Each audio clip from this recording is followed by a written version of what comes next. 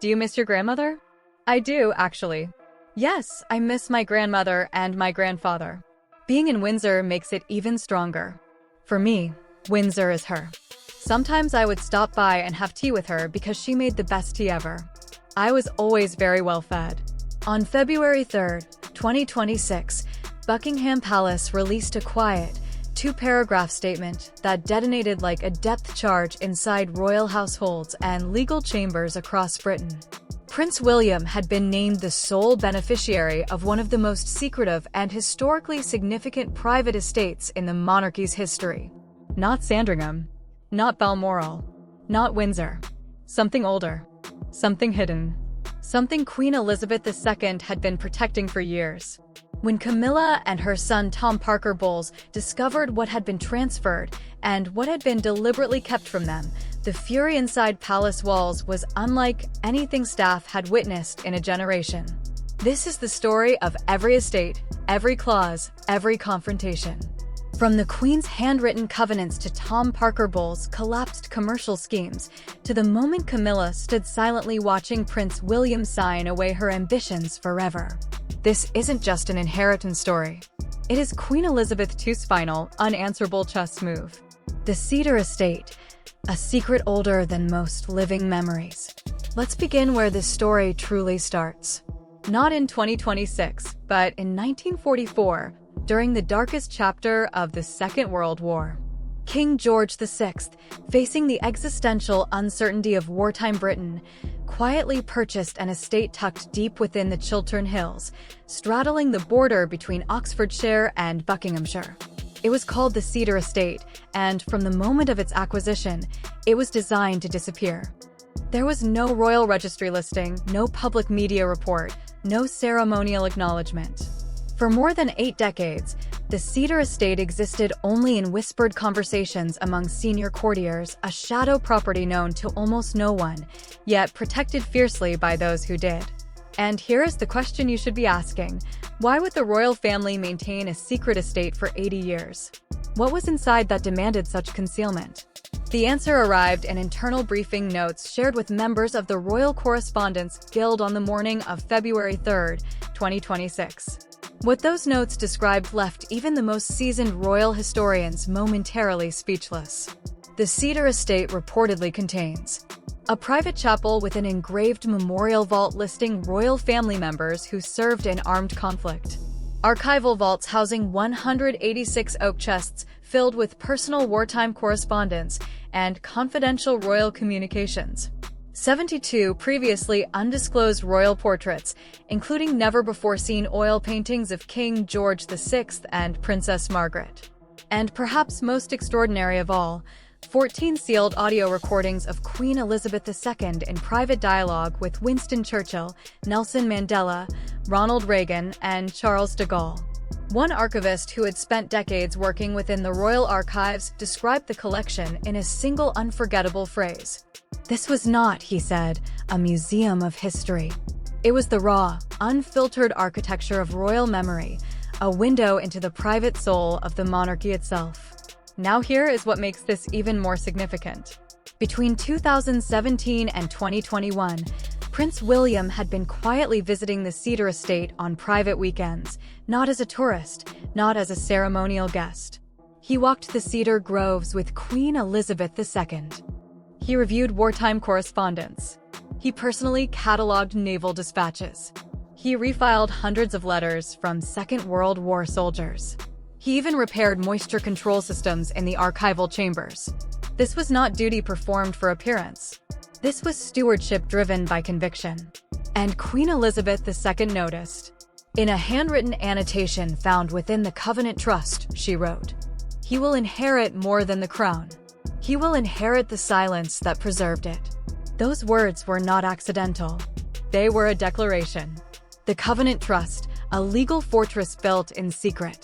Now we need to discuss the legal architecture that made this transfer possible, because it is as extraordinary as the estate itself. The Cedar Estate does not fall under the Crown Estate. It does not fall under the Duchy of Cornwall. Instead, it exists under a private legal mechanism called a Covenant Trust, created in 2020 and filed under Charter Seal 0142. It was witnessed by the Queen's personal solicitor, a constitutional advisor, and a notary from the Royal Archives. The trust included a delayed activation clause designed to trigger only after two specific conditions were met. The conclusion of the Queen's state funeral. The moment Prince William was publicly recognized as heir to institutional responsibility. Both conditions have now been fulfilled. The official statement confirmed it plainly.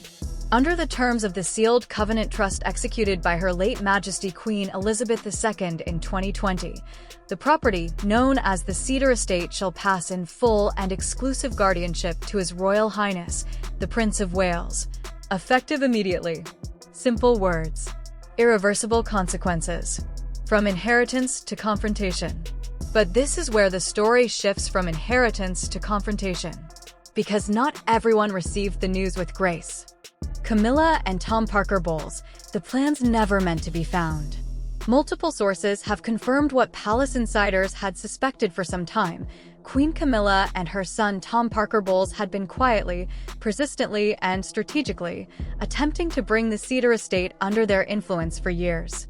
Beginning in late 2024, Camilla reportedly advocated internally for what she called a Windsor Cultural Legacy Center. Her vision included gourmet retreats celebrating British culinary heritage, literary salons emphasizing female royal narratives, small group historical tours through the cedar groves. On the surface, it sounded respectable. But beneath that surface, the ambitions were far less sentimental. Tom Parker Bowles saw something entirely different when he looked at the Cedar Estate. He saw opportunity. Private memos reviewed by royal insiders suggest he had been developing a commercial vision that included a Michelin-grade tasting restaurant inside the old hunting lodge, an artisanal food brand called Royal Wild, featuring cedar-aged cheeses, wild trout, estate honey, and seasonal Highland wines, elite side events for exclusive guests. It was, in essence, a commercial operation dressed in the clothing of royal heritage. Then came October 18, 2025, and a leaked briefing note that changed everything. Tom Parker Bowles' legal team had reportedly explored whether portions of the estate could be reclassified under public heritage law, arguing that its wartime origins justified protected cultural status. Such reclassification would have weakened Prince William's exclusive claim and potentially opened the door to shared management. Ask yourself, does that sound like protection of a sacred royal legacy? Or does it sound like a commercial takeover wearing a heritage mask? The Henley Reception. In November 2025, Camilla hosted a private reception near Henley-on-Thames, inviting heritage donors, food critics, and art historians. Officially, the event celebrated rural sustainability. But attendees tell a different story. It was, said one guest, a trial balloon, a dry run for a public, private stewardship model that would allow Camilla's foundation and outside donors to share control of the Cedar Estate. Prince William learned of the event. He declined to participate politely but firmly. He upheld the Queen's original vision without equivocation. 3 weeks later, he activated the Covenant Trust. And with that, Northacre Hall, the estate Camilla believed she had already secured, slipped permanently beyond her reach. The Cedar Estate was not the only battleground. On January 31, 2026, the Land Registry quietly updated its records to reflect another transfer Camilla had not anticipated. Northacre Hall, a sprawling 1,200-acre heritage property nestled between Wiltshire's ancient hedgerows and Berkshire's rolling hills, had changed hands. Historically a lesser-known royal retreat, it had hosted hunting weekends and sensitive diplomatic gatherings during the reign of Queen Elizabeth II. Its combination of historical prestige, agricultural revenue, and untapped licensing rights tied to an 800-year legacy made it, according to commercial assessments, a uniquely strategic royal asset. What makes the Northacre Hall transfer remarkable is its timing. Documents dated September 8, 2022, just weeks before the Queen's passing, reveal that Queen Elizabeth II had formally reclassified Northacre Hall from a shared Crown estate asset to a personal sovereign holding. This ensured she could transfer it privately through her will rather than through institutional succession. In Appendix R3, she wrote, Let Northacre remain with the child who bears the burden of our future. Let it be not merely shelter, but sanctuary. The decision bypassed King Charles III, then Prince Charles, and Princess Anne. The ripples through the inner royal circle were immediate and quiet, like a stone dropped into still water at midnight. According to palace archivists, this was the first personal transfer of its kind since Queen Victoria's Highland reallocation in 1872, executed in absolute secrecy. Only 2 living witnesses were privy to the codicil: Lady Sarah Chatsworth and the late Queen's legal advisor, Sir Alastair Denholm. The sealed envelope bore 3 handwritten words: "For the reign after me." But Camilla had not been idle. Leaked notes from a palace aide confirmed that by 2023, she and Tom Parker Bowles had been discreetly lobbying to incorporate Northacre Hall into a royal culinary heritage venture. Publicly, it was framed as a farm-to-table revival. Privately, it was backed by luxury investors from the UAE and a Paris-based venture capital firm. The proposal included a 5-star boutique hotel, a heritage cooking school, a complete rebranding of the estate as a luxury Windsor destination. A commercial feasibility study from July 2025 valued Northacre Hall's licensing rights alone at over £48 million across a 10-year horizon. One courtier, speaking anonymously, summarized the moment with devastating precision. Camilla believed she had soft-bought the estate through influence. The Queen outmaneuvered her from beyond the grave. The Whisper Campaign. What followed was a carefully orchestrated campaign of whispers and subtle pressure, allegedly led by Camilla's longtime fixer, Maurice Lello, a retired PR consultant known for palace back-channel maneuvering. Anonymous think pieces began appearing in late 2025, suggesting the monarchy had overinvested in heritage assets and needed to recalibrate generational equity. In a final push, Tom Parker Bowles reportedly attempted to secure a lease inquiry on the Northacre Southern Orchard Tract, claiming it was unused arable land. The request was promptly denied by the Duchy of Cornwall's legal team, citing inheritance protection clauses. Palace sources described Camilla's reaction in November 2025 as a temper crisis. The word used by those present was not anger. It was something colder. Fury at being outflanked by a dead woman. Clarence Hill Estate, the Queen's most personal covenant. Now we arrive at what may be the most emotionally resonant chapter in this extraordinary saga. In mid-January 2026, Princess Anne conducted a forensic review of the Queen's private correspondence in Windsor's Oak Room. What she discovered, folded 3 times and secured within a leather folio bearing the mark W. William George, was a codicil unlike anything the family had seen. Clarence Hill Estate, nestled deep within the Chiltern Hills and accessible only by a discreet private driveway stretching 4 miles from any main road, had been quietly purchased in 1947 by King George VI.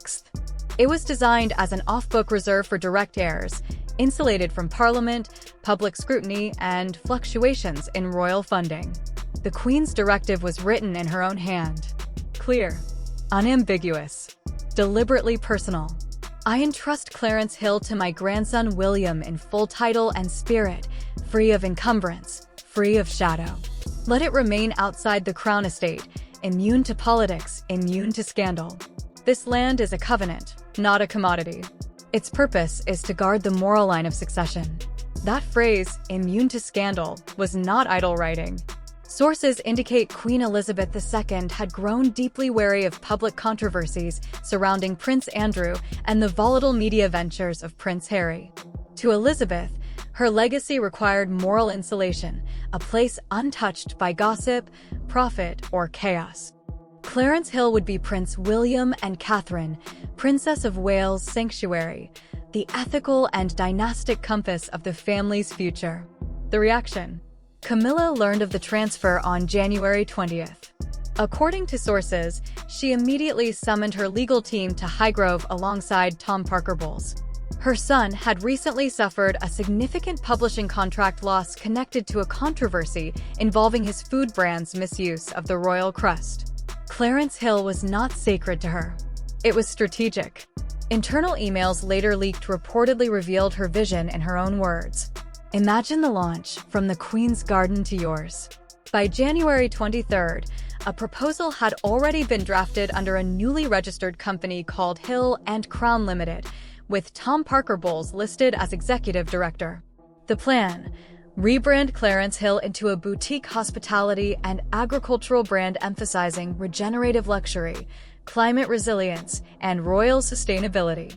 In Camilla's vision, her son would become the Prince of Green Britain, his aristocratic future grounded in soil rather than scandal. But the codicil had already been notarized within the royal archives, and some moves, once sealed, cannot be undone. The legal transfer to the Duchy of Cornwall Trust had already been completed. Hill and Crown Limited arrived 3 weeks too late.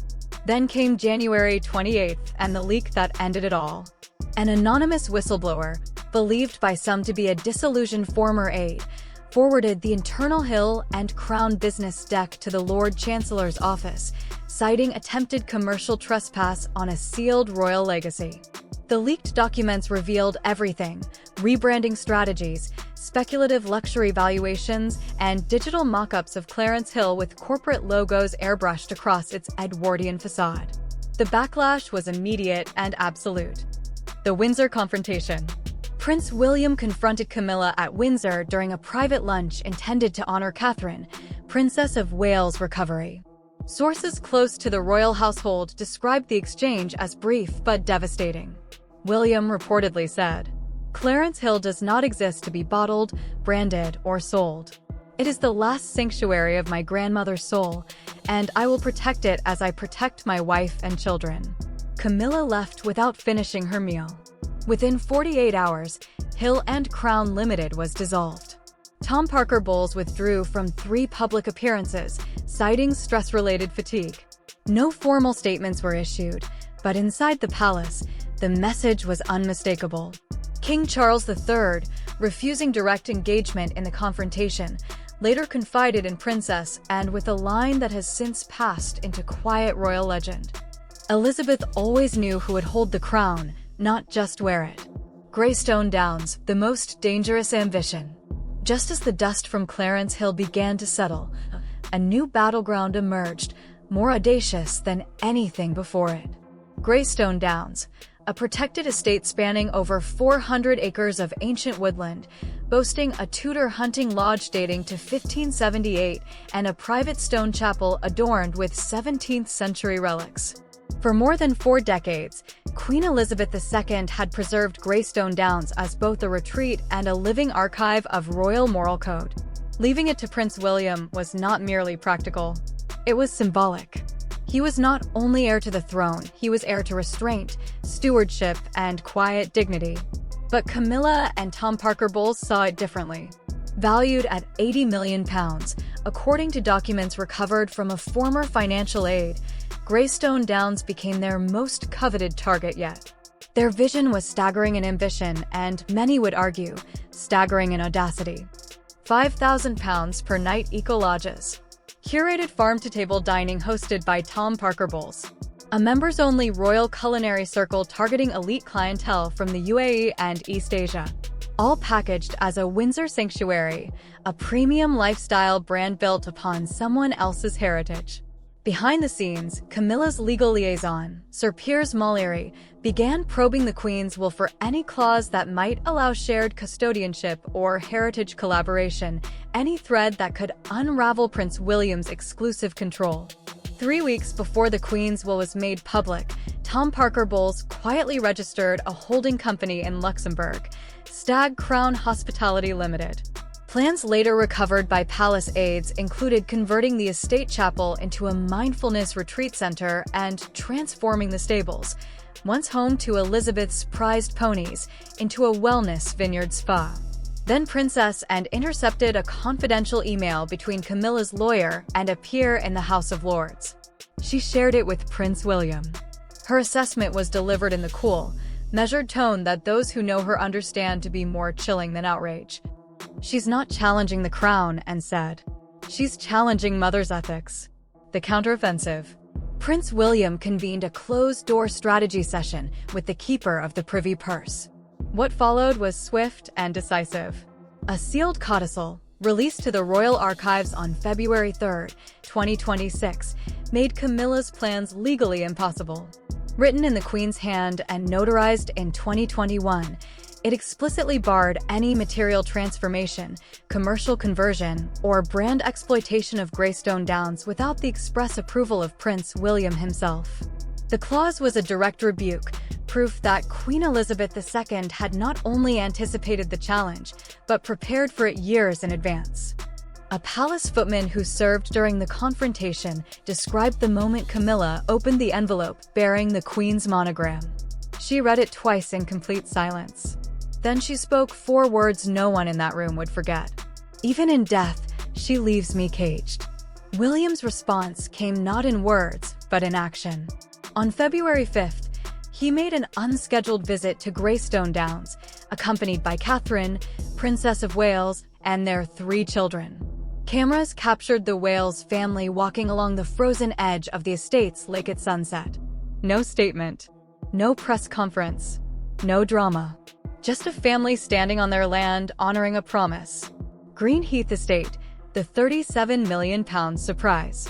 If Greystone Downs represented Camilla's most audacious move, then Greenheath Estate delivered her most humiliating defeat. Located southeast of Forest Lodge, Greenheath spans over 500 acres of undeveloped woodland, bordering a historic Roman road and protected under a royal conservation deed.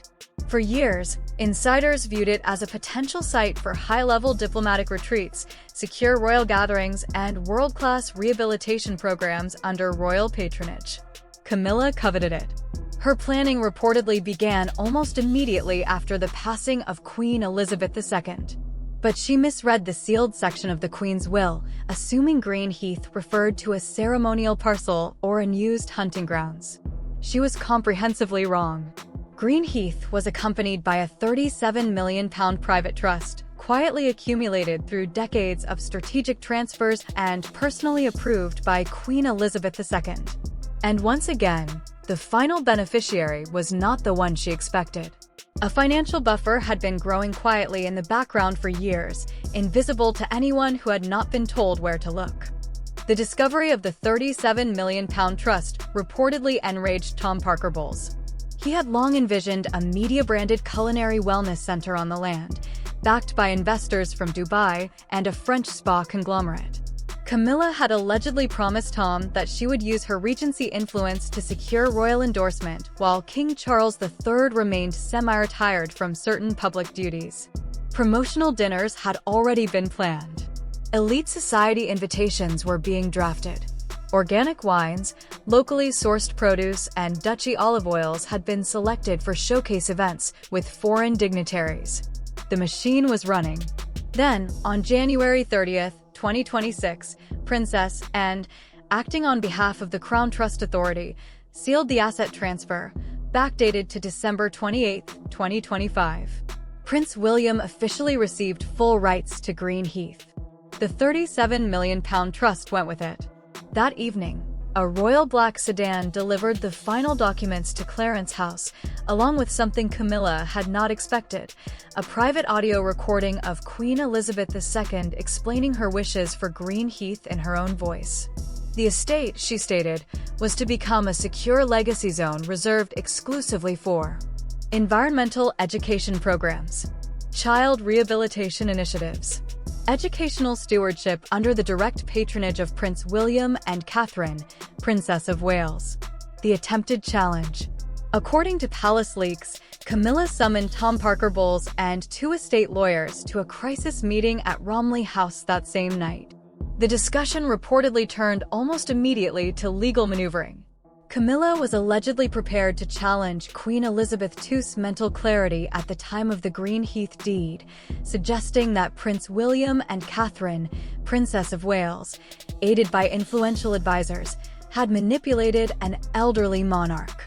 It would have been a posthumous attack on Elizabeth herself, an attempt to rewrite history from inside the family to which that history belonged. Despite his frailty, King Charles III issued a private warning within 48 hours. Any attempt to undermine Elizabeth's will would be treated as sedition against the crown's memory. When news of the letter leaked to the Times on February 2nd, public outrage erupted. Pro-monarchy groups, constitutional scholars, and royal historians denounced the alleged plot as morally and legally indefensible. That same day, Catherine, Princess of Wales, made a quiet appearance at a Windsor children's hospice. The contrast was unmistakable, dignity and compassion standing in silent opposition to ambition and maneuvering. The Charter of Greenheath.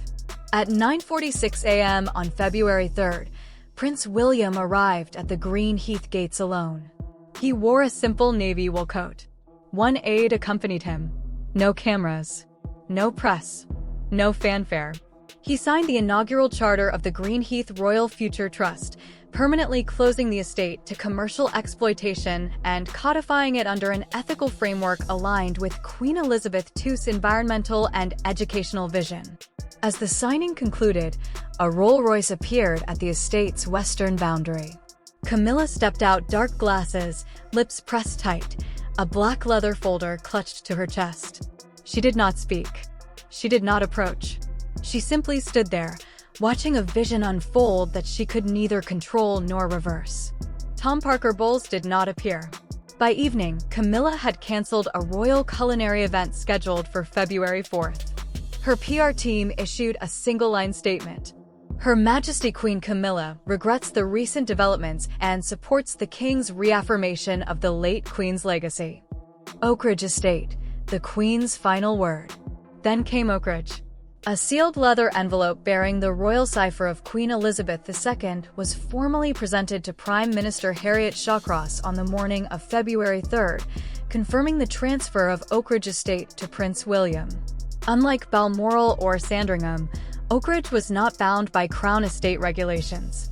It was a private holding protected under a unique clause in the Queen's will. A pastoral fortress bordering the Thames forests, Oakridge had once been used by King George VI for hunting. Within its grounds lay the ruins of a Tudor chapel, hidden beneath ivy and thyme. Its estimated value was £18 million. But that figure was beside the point. Oakridge had been Queen Elizabeth II's personal refuge during family disputes, a place of reflection and resolve. It was where William spent early summers and first learned what it meant to belong to something larger than himself.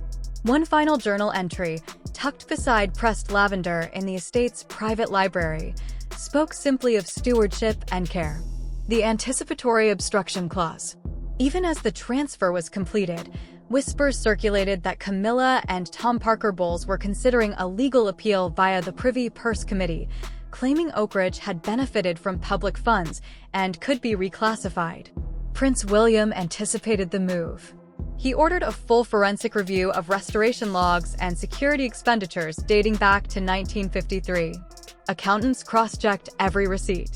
But once again, Queen Elizabeth II had already thought further ahead. Her private will contained a clause titled Anticipatory Obstruction, nullifying any challenge to Oakridge by individuals outside the Windsor bloodline or those married into the family after 2010. When the clause was read aloud to senior royals in the green drawing room, silence fell. Camilla reportedly stormed out. Tom Parker Bowles is said to have cursed his lawyers. Princess, and seated quietly throughout, turned to King Charles III and said with composed certainty, "I always knew this day would come." A question at the Watchtower. That evening, Prince William, Catherine, Princess of Wales, and their 3 children toured Oakridge for the first time as its stewards. Prince George stood atop the old Watchtower ruins and looked across the frozen estate. "Will this be ours forever?" he asked. William's reply was calm and measured. "As long as we protect it." Shortly afterward, a letter arrived from the late Queen's personal solicitor, Sir Jonathan Arbyfield. It contained one final passage from Queen Elizabeth II. "If ever this estate is challenged, let it be known Oakridge belongs not to power, but to patience. Let the one who bears the weight of the crown's future, not the burden of entitlement, carry it forward." Elizabeth R. She anticipated. Commercial proposals. Legal maneuvering. Public pressure campaigns. Reclassification attempts. Branding strategies. She constructed responses to each of them years in advance. Why did she feel such protection was necessary? The answer is uncomfortable for some. Within her own family, within the institution to which she devoted her life, she identified priorities that were not legacy, not service, not continuity. They were commercial. They were personal. They were brand-driven. Elizabeth chose Prince William not because he sought prominence or profit, but because he demonstrated stewardship. What it all means. Step back and consider what Queen Elizabeth II accomplished. She did not simply leave properties to her grandson. She built a legal fortress around Prince William, estate by estate, clause by clause, designed to withstand ambition, commercial opportunism, and internal rivalry. He cataloged wartime letters in private archives. He repaired moisture controls in vaults no camera would ever film. He walked cedar groves with an elderly queen and listened more than he spoke. Stewardship. That was the word she inscribed into every covenant. The final move. As dawn broke over Windsor Great Park on February 3, 2026, pale sunlight spilled across frost-kissed hedges. A new chapter of royal history had already been written, not in ceremony or proclamation, but in sealed trusts, notarized codicils, and a grandmother's handwritten certainty. Prince William walked estate pathways now fully and finally entrusted to him. Prince George asked questions about chapels and hidden groves. Princess Charlotte clutched a leather-bound journal. And William answered with the patience of a man who understands what it means to guard something precious. Camilla's ambitions were not simply defeated. They were rendered structurally impossible. Not through confrontation, not through spectacle, but through the long, deliberate foresight of a sovereign who always thought several moves ahead. As one senior footman reportedly put it, this wasn't just a house. It was the Queen's final chess move. And in keeping with the tradition of the woman who made it, the move was perfect. For Prince William, these estates are not trophies. They are responsibilities for Camilla and Tom Parker Bowles. The battle is over. The covenants are sealed. The clauses are unassailable. The Queen's voice, preserved in letters, recordings, and law, has spoken. Legacy, Queen Elizabeth II understood, is not measured in wealth, influence, or commercial portfolio. It is measured in stewardship, in integrity, in the courage to protect what matters, even from those closest to it. William inherited the estates. But more importantly, he inherited the trust of the woman who knew him best. And that trust may prove to be the most enduring inheritance of all.